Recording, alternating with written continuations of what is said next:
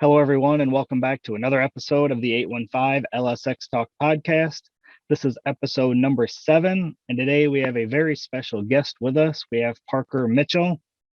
I was excited when I reached out to Parker and he agreed to do this episode with us because Parker is just like the rest of us car guys who has a day job and on the evenings and weekends wrenches on cars. In this episode, we'll talk to Parker about how he became a dentist. We'll talk about flying helicopters and about his Mustang that he took on Rocky Mountain Race Week and is currently building for the upcoming Christmas tree drag race. And he's also taking it on Sick Week.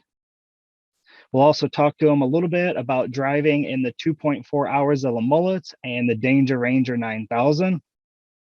I hope you guys enjoyed this episode. I know I enjoyed getting to know Parker a little more.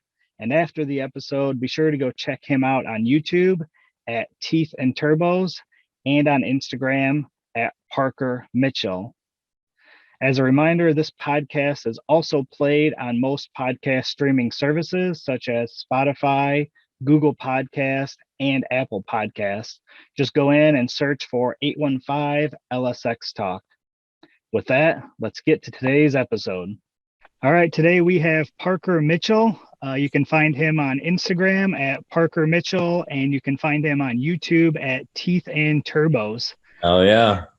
So Teeth and Turbos, obviously teeth because you're a dentist and That's turbos because you're into cars. 100%, man. It's actually Cheyenne Lord, who I did Race Week 2.0 in 2020 with in his twin turbo Lambo.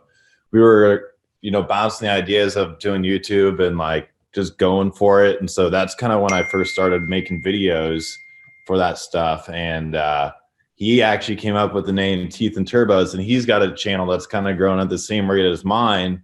And his is Chillin' with Chet, which is a name that I came up with. So it's kind of funny. We both are kind of growing at the same time. It's fun. Yeah, I like that name. It's pretty clever, but it's really fitting for you. It is clever, and people are like, can't you just do 2 separate channels? One about dentistry, one about car stuff. I'm like, no, man, that's not who I am. I want to show people that you can literally post content and do videos on whatever you want and whatever you're into. Yeah, I actually think it's kind of cool to see some of that dentist side stuff, because that's not stuff that, normal guys like I would see. But being that you do the car stuff, it is kind of cool to see some of that as well. Yeah, and I think a lot of people would be surprised the relatability of mechanics involved when you're working on cars and the stuff that I'm doing at work every day. I mean, if you've tapped a hole in the metal, then you can place a dental implant in a sense. Yeah. So hey, hold on real quick. I'm gonna move. We're gonna go inside. I'm freezing. It's like 40 degrees here in Kansas. So just hold tight, right? Yeah, perfect. Yeah. That's probably, that was actually a pretty good deal. Starting lessons are usually more expensive. All right, hold on. Okay. Go ahead. All right. So you kind of hit on it a little bit, but when did you start your YouTube channel, and how did you decide you were going to start doing YouTube videos and social media stuff? So I've kind of always screwed around making videos, whether it be for school projects or if you scroll back on Garrett Cletus's YouTube to some of his first videos, it's like he and I playing with RC cars. I mean, that's like early 2000s and boats and whatnot. So I've kind of always messed around with a little bit of automotive and a little bit of making videos. And he obviously has really ran with it, made an incredible career for himself and really an entire culture and movement. And so I went to school for, 8 to 10 years and finally got back to Florida. And we've always shared a passion for cars. And, I love them. It's just something we really enjoy. And so I thought to myself, either I can stand on the sidelines and watch these guys have fun, or I can participate and just jump all in. Start making videos, start buying cool cars, having fun. And so that's what I did. And it's been so fun. It's been a great way for he and I to connect again after me leaving, moving away for 10 plus years. It's been a lot of fun for he and I and our family and everybody involved. Yeah, that's definitely fun.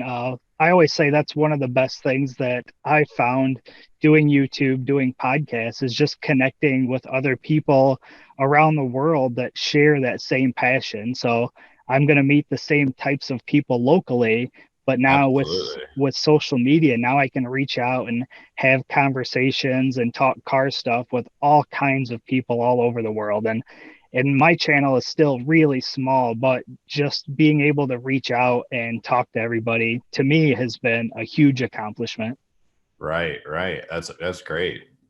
So when did you decide you were going to get into dentistry? So when I was in college, Garrett and I were, for those who don't know, Cletus is my brother. He's my little brother. And, his name's Garrett, but obviously he goes by his alter ego, Cletus. And I went to the University of Tampa, and he at the time still lived in Nebraska with all of our family.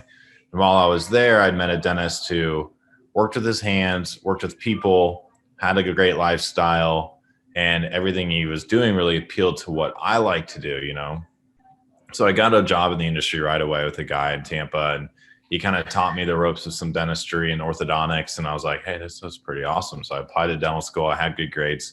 I got in right away, but I got into Los Angeles. And so I moved to Los Angeles for 4 years and crank it out. And so that's what I did. I basically threw away 4 years of my life, but whatever, I'm here now, and I'm glad to be where I'm at. And I just love it. I can't get enough of it. It's, like I said, working with my hands and working with people, and I get to really apply like my brain and my power of my brain every day, all day, because every case is completely different. And I've really gone to the mechanical side of things with implant dentistry. And so that's what I practice every day, is implant dentistry, dental implants to replace teeth. And it's really neat. I go and work on people's mouths, and then I go work on cars every day. I mean, it's great. Yeah, it's awesome when you can have a day job that you really enjoy and still have after work be able to go wrench on cars is another thing that you enjoy. Definitely. Definitely. And I always compared like dental work almost as like body work on cars in a way, because you're fixing up, at least for the teeth that you're not replacing, right? You're patching cavities, which is like, patching a hole in a car almost. Right. Yeah, definitely. I mean, anything you're doing, whether it be body work or working on a motor or trans or anything, you're applying your brain, your hand, skills, and mechanically altering or improving something, whether it be in an automobile or your home, can all be related back to what I do for a living, but it's just with people's mouths, and it's at a different level in a sense. So there's a large disconnect between what I'm doing and what, your average citizen's doing every day, working on their house and their cars and stuff, but really it's quite similar. And so those are the kind of analogies I use with patients to help further understand what they need and how I can help them and things like that. Very cool. That's quite the move from the University of Tampa all the way to Los Angeles, you said? Oh man, yeah. But you know what? The dental school I went to was absolutely incredible. It was a new school. They brought in incredible professors from all over the world, and the program could not have been better. I mean, we were all happy, much happier than other dental students that we knew. And we had a bunch of new equipment, and my training was incredible. But, Los Angeles, I mean, it's great for some people. It's not for me. Yeah, so I work in the the aircraft industry. So I build fuel controls for airplanes. That's my day Okay. job. And I was just out in Los Angeles about a month ago, and it took me an hour and a half to drive 15 miles. And I was Ooh, like, I cannot imagine doing this every day. it's crazy. It's crazy. I mean, LA is such a hustle. Yep. So have you always been into cars, or is that something that you kind of grew into as you got older? Yeah, I mean, it all started with my parents buying us four-wheelers when we were little, and then we dirt bikes and cars. And I kind of got disconnected from, there's an enthusiast level to the automotive industry, and then there's also the guys that have the passion for it, and spend every dollar they make on their cars. And I was more of an enthusiast throughout my entire life until Garrett kind of started to get into the high performance and passion sector of it. And so I've kind of followed his lead on that in a sense. And so we have always shared, common passion for vehicles, but now it's at a whole new level in a sense. So, we've always known the best cars out on the road and the stats about them and appreciated everything that drives by and, our buddies' cars and our own. But now it's something on the next level for sure. Yeah, it's really different going from, like you said, being just an enthusiast to like starting to build cars. I know I did my first engine swap about 7 years ago. I did an LS into a 240SX, Yeah. and that was my first time really pulling an engine, rebuilding it, and putting it into another car. And Right. about 2 or 3 years ago, I just picked up a Fox body shell. It had a roll cage and a tubed front end, but that was it. There was no suspension or anything. And I Okay. just went through and built that entire car. It's not done yet. I'm still finishing it. It's a twin turbo LS, but Wow, that's awesome. the time that you spend building a car versus just enjoying cars, it's different. But once you finish it, that feeling of accomplishment and that first pass you make or that first startup, it's a whole different feeling when you start getting into that level of cars. It is. And it's crazy. In all honesty, I had never taken a motor out of the vehicle until I had bought my red Mustang. So earlier this year, I'd never Really? taken a transmission out of a car. I mean, I understood what all the parts did and things like that, but I mean, you just got to go for it. Yeah, that's what I tell everybody. Don't be afraid. Parts are replaceable. If you break something or screw something up, yeah, it's going to cost money and you got to replace it. But that's the 100%. only way you're really going to learn is just to get your hands on and do it. And that's how I started Absolutely. learning how to rebuild the LS engines. I bought one. I knew that's what I wanted to get into and that's what I liked. And now I've Yeah. Oh, done yeah. 4 or 5 of them now. But yeah, that's the best advice you can give somebody is just to go out and do it and don't be afraid. Absolutely. No doubt about it. So you said you just got that red Mustang. That's Dr. Pepper, right? Yeah, Dr. Pepper, I picked up in April from a guy in Florida. I had kind of putting out ideas looking for a turbo car for sale or blown, whatever, something I could bring on my own race week instead of tag along with everybody else. And James actually found it, and I went and picked it up from the guy, and the guy had it set up for no prep or street racing. And so we obviously started changing things right away. Redid the turbo kit, improved some safety things like a new roll cage and fuel cells and intercooler, and just got everything a little bit more solid. And so that's kind of been the build over the past 8 months since I got the cars. How can we improve this, make it more efficient, make it safer, make it faster, and more consistent as well? And so at this point, it's pretty much a completely new car. So And you took that on Rocky Mountain Race Week last year, right? I took it on Race Week 1.0 and 2.0 this year, but last year I rode with Cheyenne and his Huracan for Okay. 2.0 last year. And then I'm going to be taking it on Sick Week here in February. So how was it going and doing Rocky Mountain 1.0 and 2.0? What was that like? Oh my God, man. Like I've driven fast cars, throughout my whole life. I mean, I've always had an opportunity to drive something fast, but the first time the tires hooked and I made like an 8-second pass, I pretty much went from running 11, 12, 10-second cars to an 8 and having to pull a parachute. And that's probably the moment I got hooked, honestly. That's cool. Yeah. So you have a new engine going in that right now, or do you have it in Yep. already? Yeah, I already have it in. It's a Texas Speed 427 LSx. And there's been a lot of grief on the internet about people like, oh, come on, do something different, do a Ford motor or something like that. But the great opportunity I have is my brother's shop is really set up for LS, engines, and resources are plentiful. So, these guys are very well versed in them. And so I had an opportunity with Texas Speed to, buy a motor. And, I've said it in my videos before, but I buy all my parts. I like to support the companies that support my brother and allow him to do the things he does. And so I bought a Texas Speed motor and got it in the car right now. And this next week, the trains is going to go in, I'll finish up wiring. I mean, we're getting towards the verge of finishing up this project. So Yeah, and you might as well utilize those guys that are around you and actually learn from them because, like you said, they absolutely. have so much knowledge. And with you just getting into doing some of this stuff, it's like, why would you venture off on something different when you've got this support cast of people that all know the ins and outs of these LS engines? Why I don't know why you wouldn't use them to help learn and gain some of that knowledge. Yep, absolutely. So I saw you are wiring up a leash electronics board. Yeah.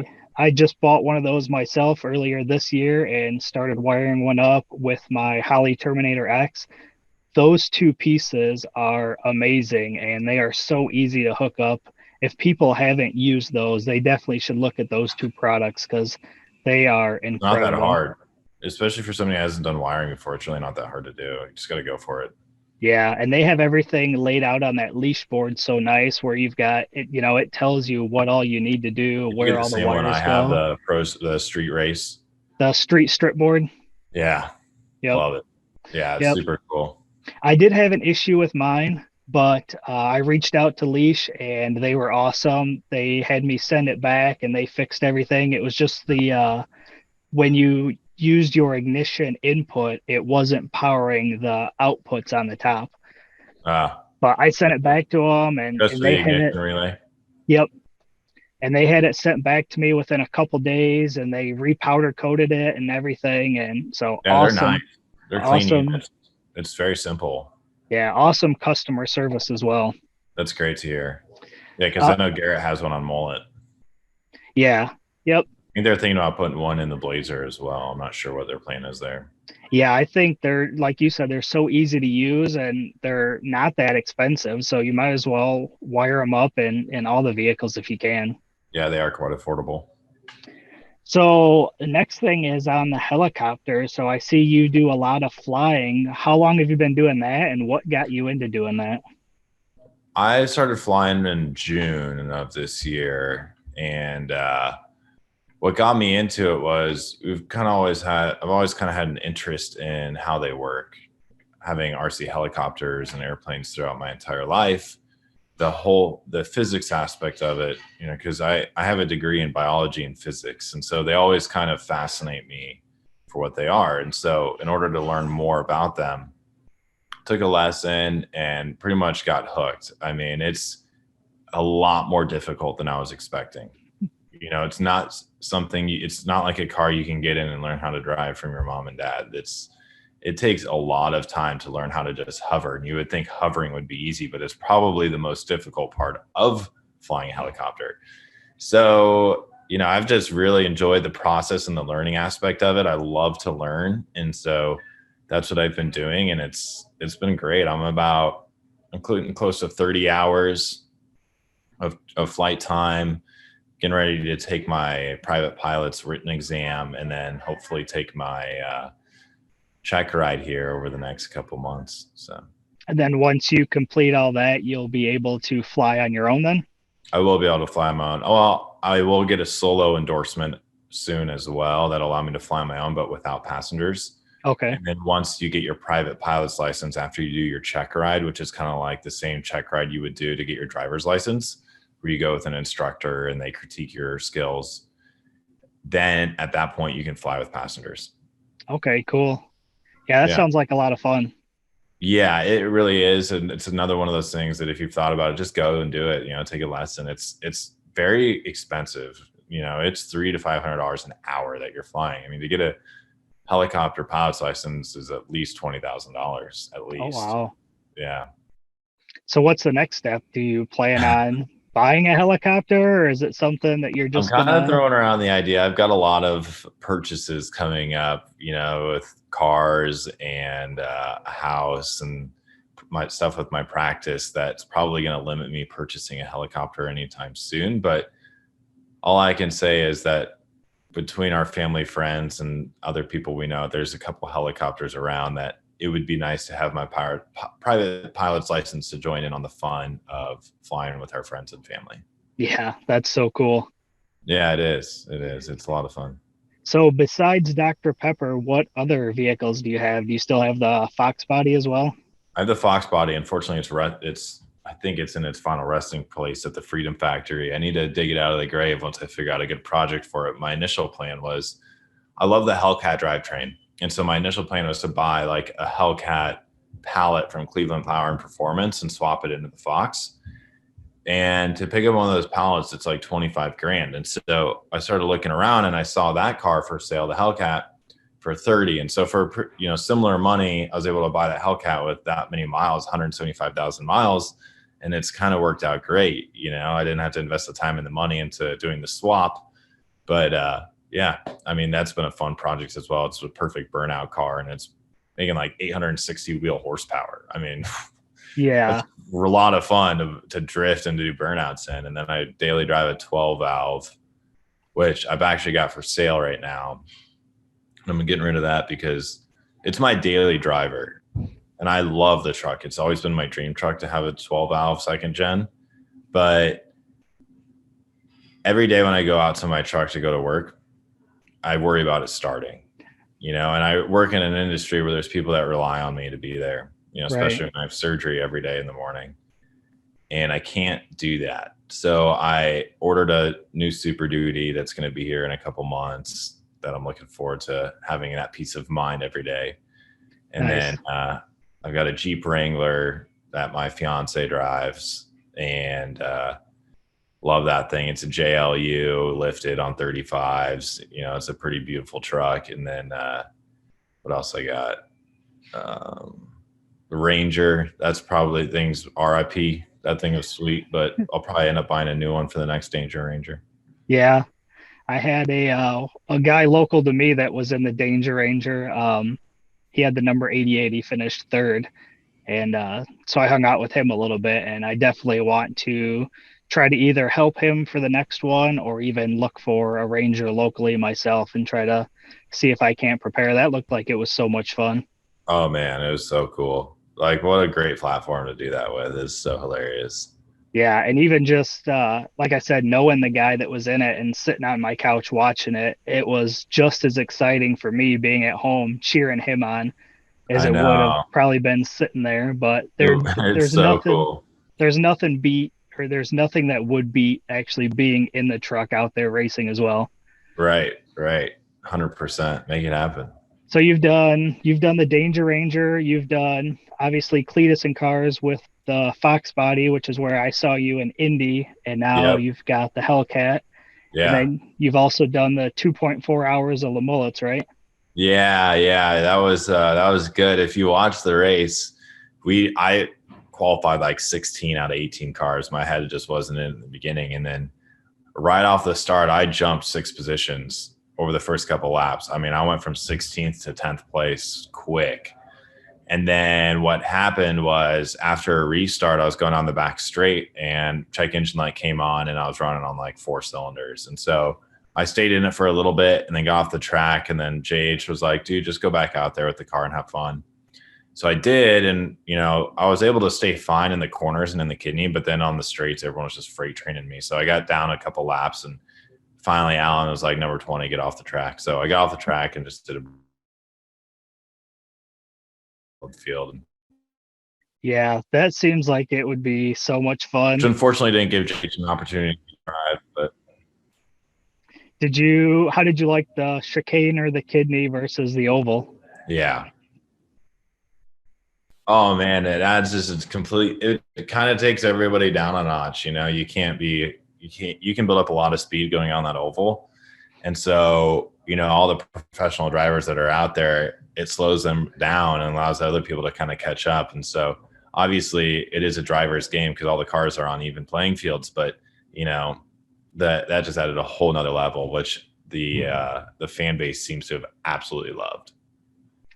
Yeah, that's it takes some of the speed out because you can't keep that momentum through the kidney, but like you said, it makes it more of a driver's game. It does, and the water flying around and making it slippery. I mean, it was hilarious. Yeah, and I saw the grass getting tore up. I saw that coming from the get-go, but I like his Oh yeah, I was idea. cutting that corner hard myself. I like his idea of kind of putting those like speed turns in there. So that should Yeah, be the kind of rumble cool. strips. Yeah, definitely. Kind of even So out the corners, smooth them out a little bit. yeah. And boy, can Kevin drive just about anything? He's good. He's a good driver. And Taylor Ray. Yeah. Both guys are drivers for Yeah. sure. That was fun. So out of the Danger Ranger, the 2.4 hours of the Mullets, and the Freedom 500, which one do you think you enjoyed the best? Ooh, I think the Danger Ranger is so dang funny, like for in these little trucks. The Mullets was faster cars, but more difficult. They kind of each bring their own level of difficulty and excitement to the race. And so, oh man, I can't really pick a favorite. I just love it all, Yeah. Yeah, that's pretty cool. I love the fact that he's bringing in these different vehicles and all these different races. What he's done for just the car community and in general has been insane. Agreed. So, what can people expect to see from your channel going forward? Well, my channel is kind of a fly by the seat of its pants kind of thing. It's kind of a hot side hobby. It's a hobby for me, right? It's not a career. And so I'm not really chasing the content, more or less documenting the process. And so we're obviously going to get to the build of Dr. Pepper. And we have the Christmas tree race at the end of next month that I'll be racing in. And then we have Sick Week. And so we'll probably do that. And then with the Hellcat, I want to, there's some things that Garrett did with his channel that kind of hyped it up a little bit with early on with some shenanigans with turbo whistles and stuff. I'm not doing that, but I have some other ideas up my sleeve that I want to kind of do that would be fun and hilarious, Mythbuster style and stuff like that. So hopefully I can find some time to get those up because it would be some quality content. Very cool. So do you plan on doing anything else with the Fox body, or is that done? I don't have any plans right now. Okay. But I would like to pursue a large forward platform build in it at some point. That'd be kind of cool. It would kind of reach to those fans because then I would have the LS, the Mopar, and then the Ford content together. There you go. Would be really neat. So it's not a priority right now. I'd say the priorities are Dr. Pepper for one, and then two, probably Hellcat shenanigans. And what do you got to fix on the Hellcat after the burnout contest? So there's two belts on a Hellcat. There's the serpentine belt that runs things like the water pump and the power steering and the AC condenser. And then you have your supercharger belt, which runs the supercharger, right? So both of those belts have a tensioner on them to keep the belt tight. And ever since we turned the car up, putting a bigger pulley down below and a smaller pulley on the supercharger, that belt is moving, And so the tensioner that holds that belt tight snapped, right? So during my first test session before Cletus and Cars this past weekend, I threw the belt, broke it. And then Tom Bailey was there and he's like, hey man, you really need to get a billet tensioner on here because I've had this issue with my Hellcats. And then sure as heck, snapped it like 20 seconds in the burnout, which sucks because I was on a pretty solid rip. Yeah, it looked like it was pretty good. Yeah, it was. It really was. You got to push Doug a little bit and have him start breaking off into some of the Hellcat stuff. Doug from Motion? Yeah. Yeah, I know, but it's like they're such a niche for what they do, I mean, they're the accessories they provide for these big race car builds. The Mopar industry isn't really there for, their reach of customers. In a sense. So I understand why they kind of stick with what they do because nobody's really swapping, big Hellcat motors into stuff to make them go fast and twin turbo them, which I think people are going to start seeing the capability of those motors because, I mean, the motor I have at 850 wheel horsepower with just injectors and pulleys and a tune is no ED5, just pump gas is astonishingly large numbers. And 175,000 miles, and I've overheated that thing like 5 or 6 times, and it's fine. Like, show me another car that can do that, you know? Yeah, I think part of it still is just the price of the engine still. I think Oh, it's crazy. It's so as high. that as that comes down, I think you'll see more and more swaps using them. It's the same thing with the Terminator. As you start finding some of those in junkyards and the prices go down, we start seeing more and more swaps. I think kind of the same thing with the Hellcat motors. For sure. For sure. I'd like to see that. All right. Well, I don't really have much else. I appreciate you coming on and taking time out of your Thanksgiving morning here to chat with me. Absolutely. Anytime. Um, Before we go, do you want to let everybody know again where they can find your content? Yeah, Teeth and Turbos on YouTube and at Parker Mitchell on Instagram. Those are the 2 locations I post everything on. The YouTube content is all about my cars and the builds and the events that we use them on. The Instagram is kind of just some daily posts of pictures revolving around everything that we're doing. So it's a little bit of personal life and it's a little bit of car stuff. It's a good a mix of the 2. But the YouTube content's really starting to get somewhere. Over the past year, it's grown from like 3,000 to 30,000 subscribers. And it's just a hobby. It's not something I'm doing as clickbait or to try and make money off of.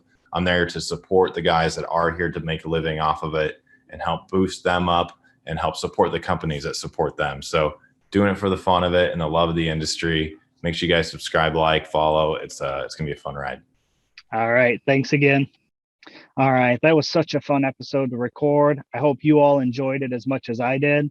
I want to thank Parker again for coming on and letting us get to know him a little more and hearing some of his stories.